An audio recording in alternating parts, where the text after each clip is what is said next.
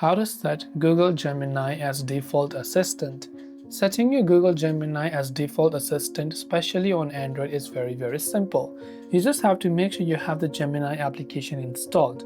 Now when you do that, simply open the settings app on your Android, and from there go to the option called apps, and of course select default apps. And under digital assistant app, we have Google enabled over here, right?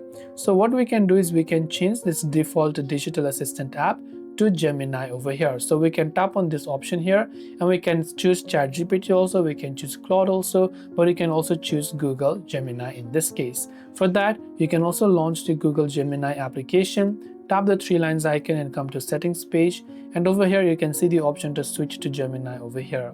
If you want to switch to Google Assistant, you can do that, or you can simply leave it at Gemini. So this way you can set Google Gemini as default assistant. Hope this video helped you. If you have any questions, feel free to leave them down. Thanks for watching and see you in the next video.